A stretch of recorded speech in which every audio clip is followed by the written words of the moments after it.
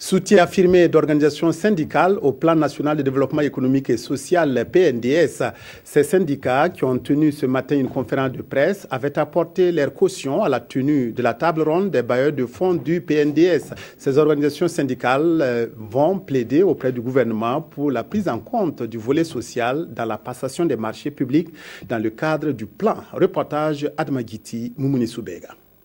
Face à la presse, ces responsables syndicaux de 5 centrales syndicales et de 9 syndicats autonomes réitèrent le soutien au PNDS, Plan national du développement économique et social.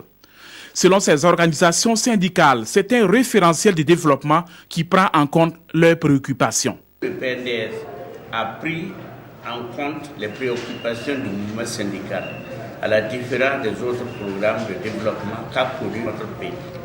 Quoi de plus normal que nos organisations syndicales, à l'image des illustres dévanciers qui se sont battus pour relever les défis pour le plus grand nombre de la population, soutiennent ce programme qui est en phase avec le combat qu'a décidé de mener le mouvement syndical africain, à savoir le développement des pays africains et l'emploi des jeunes. Pour ces organisations syndicales, c'est un choix qu'elles assument au regard des défis à relever et du contexte économique de leur pas du tout reluisant. 2/3 des ressources au niveau du PND est une mobilisation nationale.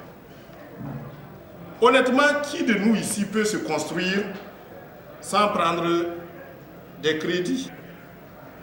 Ce qui est réalité pour l'homme burkinabé est réalité pour la nation burkinabé. Nous ne sommes pas un pays producteur de pétrole.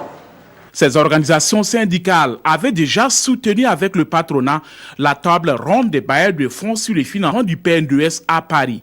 Paul Boré et ses camarades envisagent les jours à venir de rencontrer le gouvernement pour suggérer la prise en compte de certaines mesures dans la mise en œuvre du PNDS. Il s'agit par exemple de la convention de l'OIT sur les marchés publics, de la relecture du code du travail et du renforcement de l'indépendance de la justice et de la lutte contre la corruption au Burkina.